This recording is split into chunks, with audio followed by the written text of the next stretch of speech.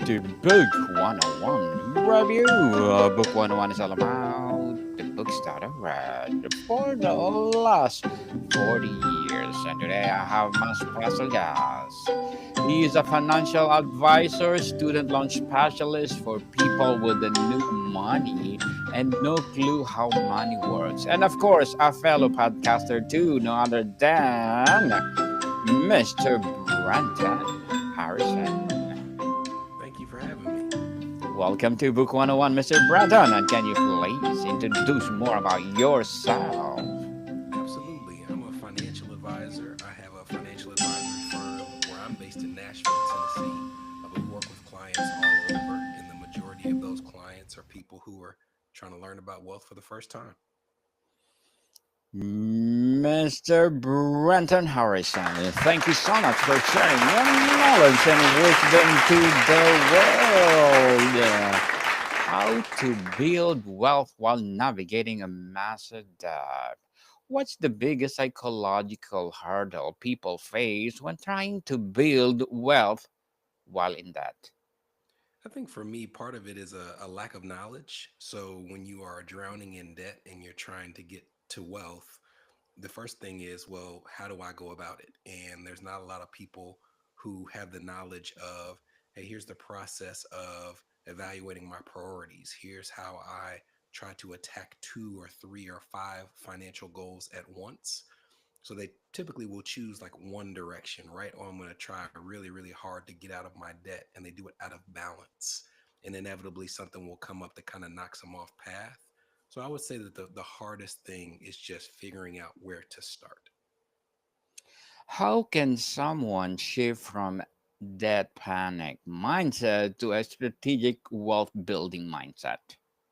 So, again, going back to priorities, one of the things that I try to encourage people to focus on first is getting yourself to the point where you truly have a foundation that you can call on without borrowing money.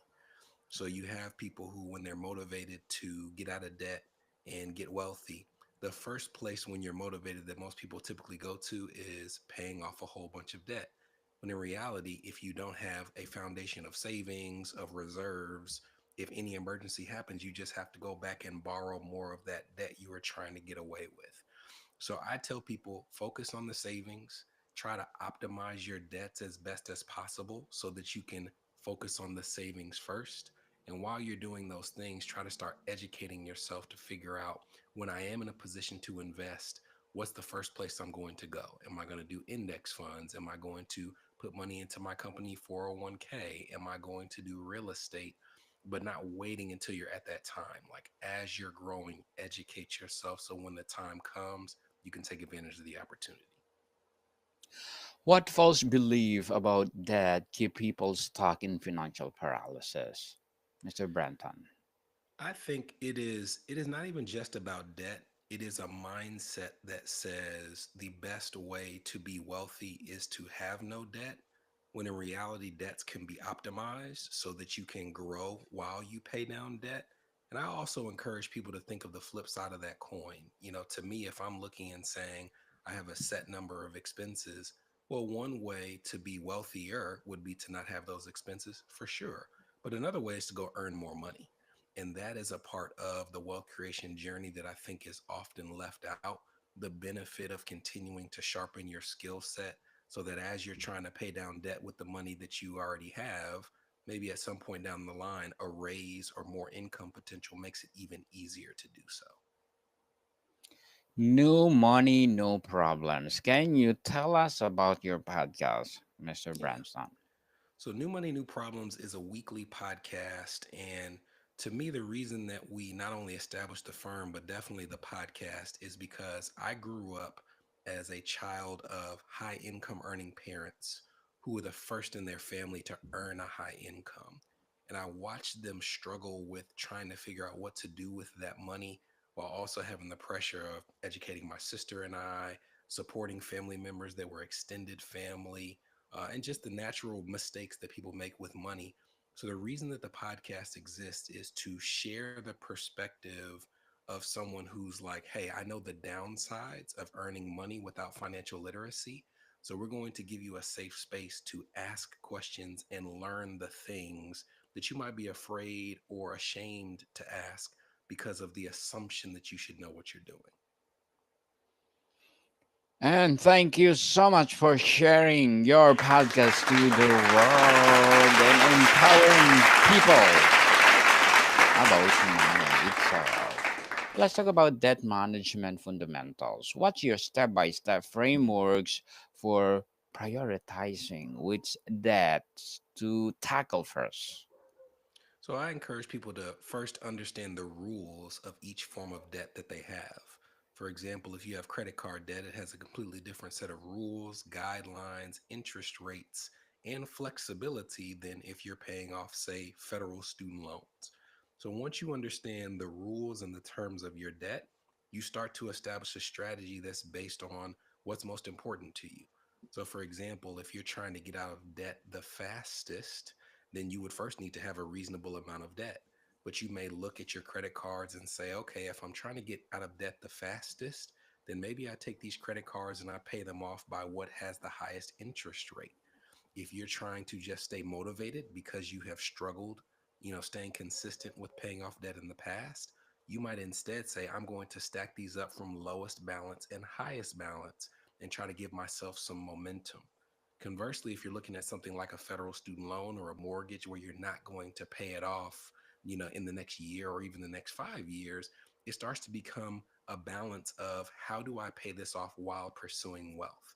It doesn't benefit me if I pay off $1 million home, but I haven't saved during that entire process. Yeah, I don't have to make that home payment anymore, but it's not like I have any money coming in to pay my expenses. So for those longer term debts, I encourage people to try to strike the balance of paying extra if that's what they prefer to do without going so far that it sacrifices their ability to save and invest. Very well said, Mr. Brenton. Very well said. When does it make sense to post debt prepayment to invest instead?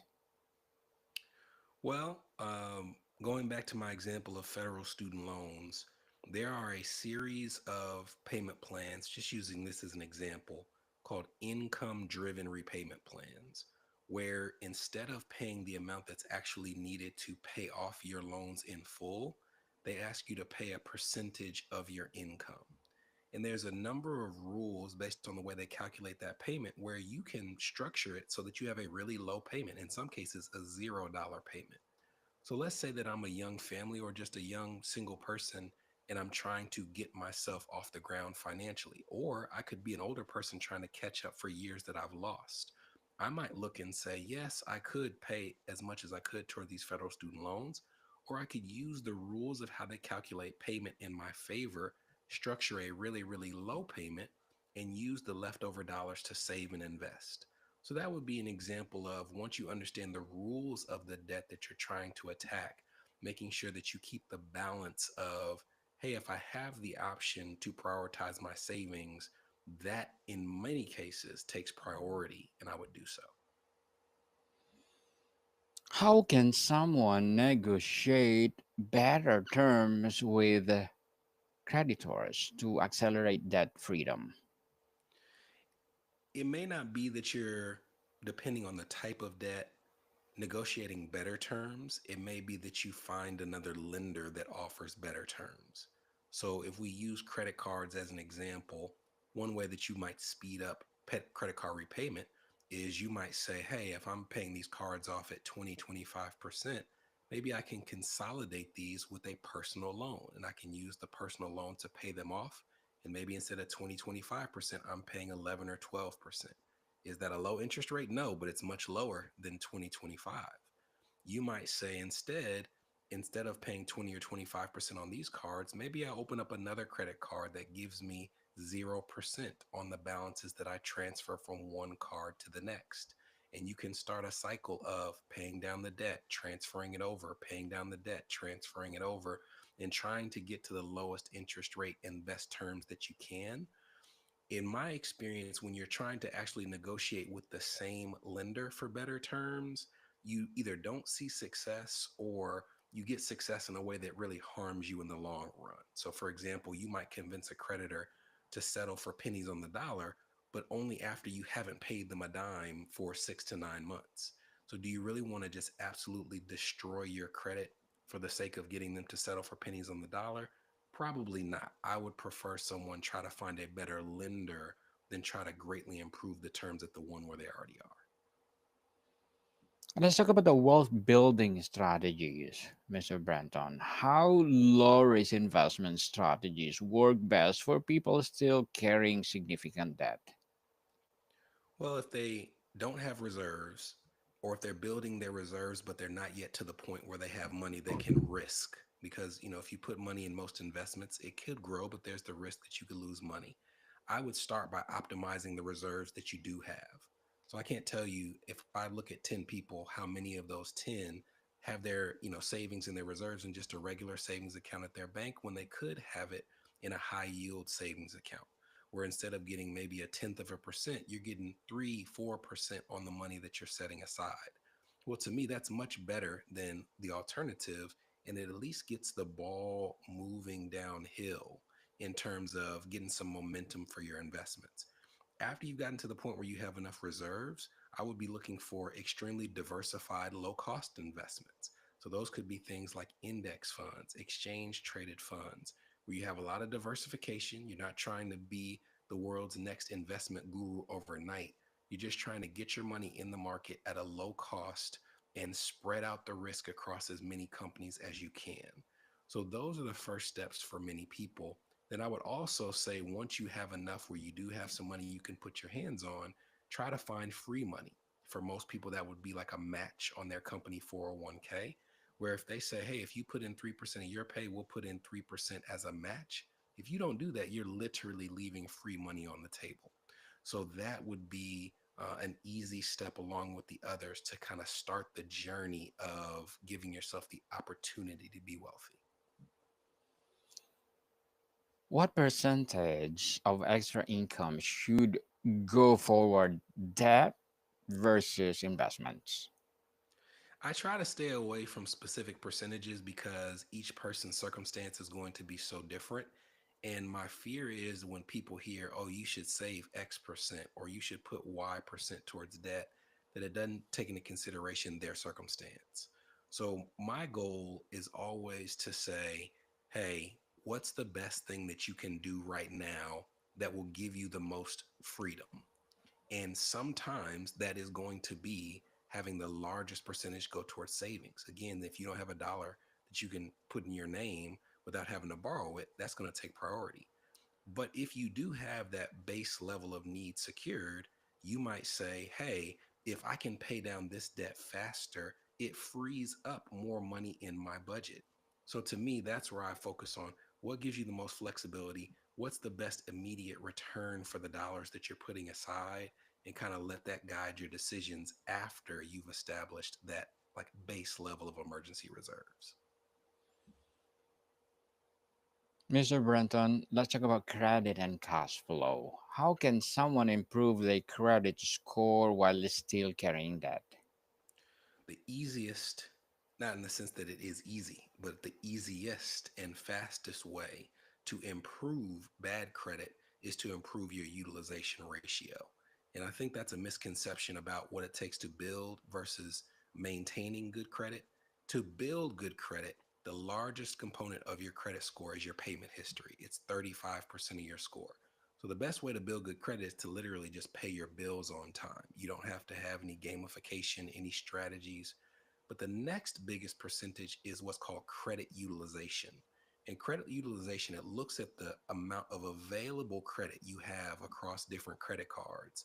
And at a certain point in time, it says, okay, what percentage of that available credit have you borrowed? The thing about credit utilization that's important is if you look at every other element of a credit score, it can be ruined overnight, but it can't be improved overnight.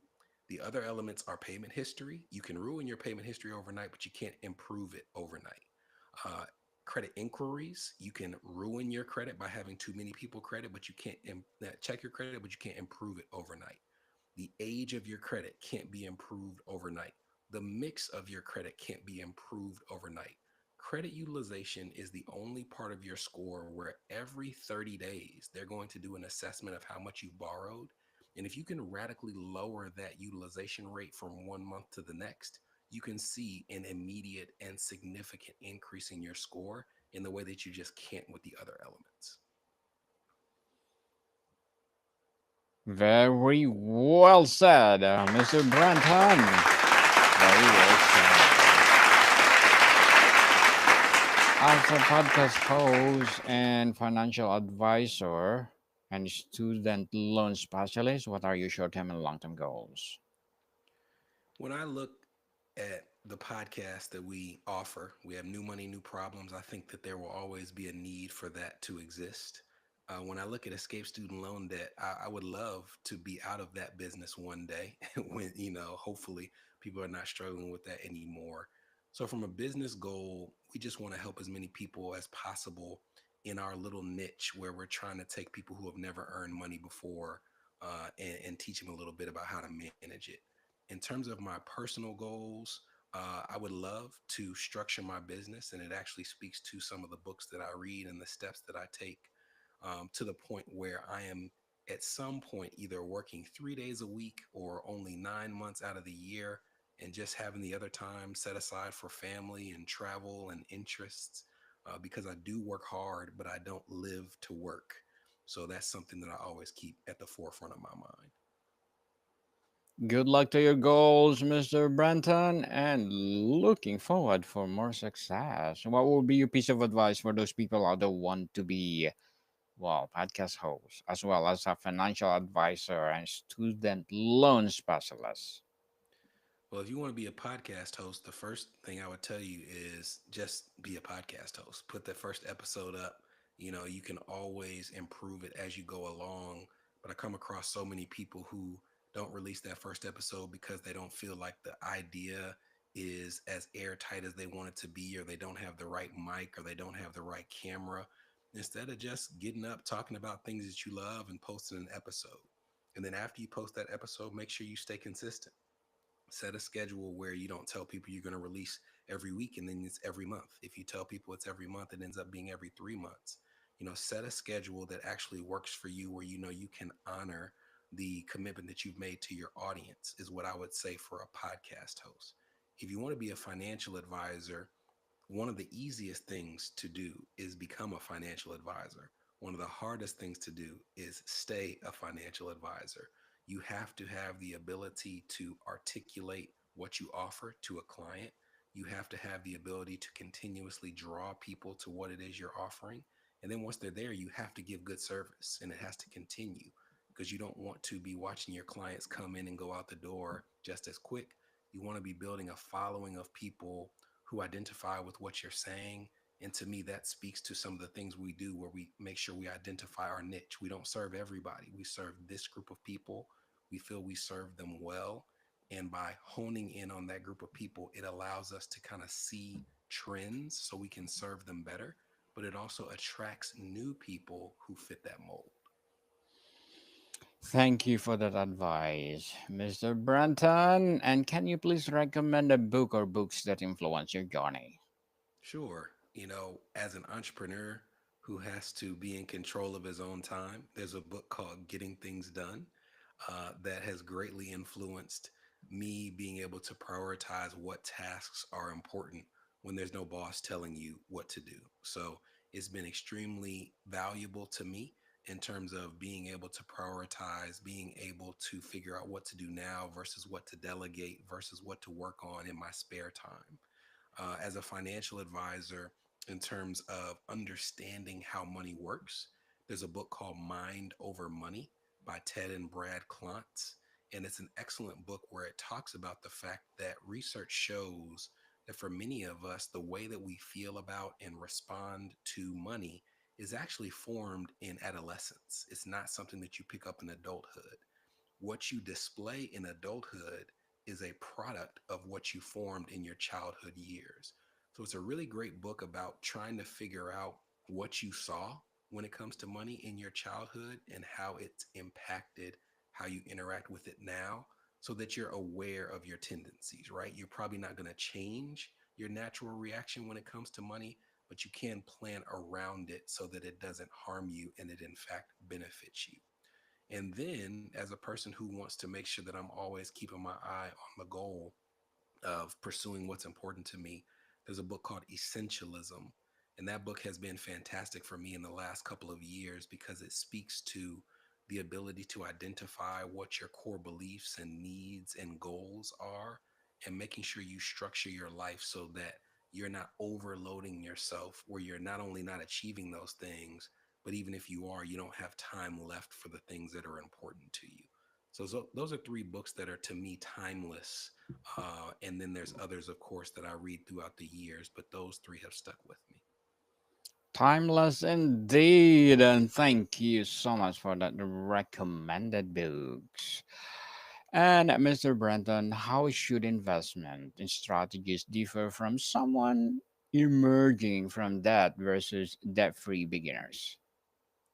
Well, if you are a debt free beginner, you can possibly afford for your money to go down more so than somebody who's struggling with debt.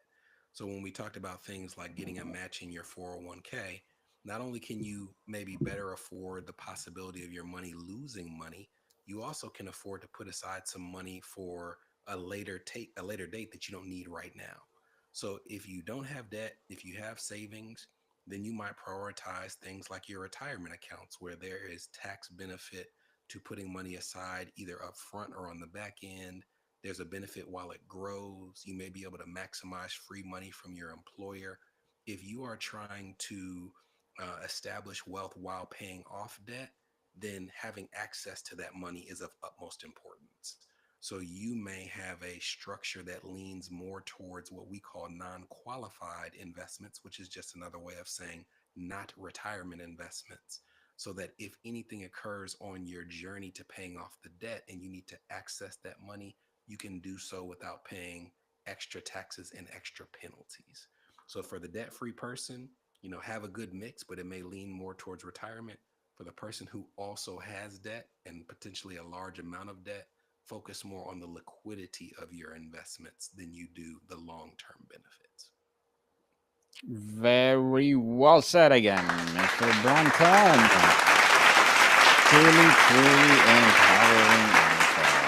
And before we wrap up our discussion for today, I'm inviting you to please do listen to my other podcast, people, my other podcast, because my abstract essay is already in fifth season, abstract poetry in second season, and book 101 review in fifth season too, comedy 101 in second season, and my food 101 in fifth season as well, geography 101 in fourth season, and my baby podcast law 101 and mental health 101 love letters in third season, and movie 101 review and music 101 in its fourth season, and science 101 and sex 101 in its first season. Please listen to them wherever you listen your podcast.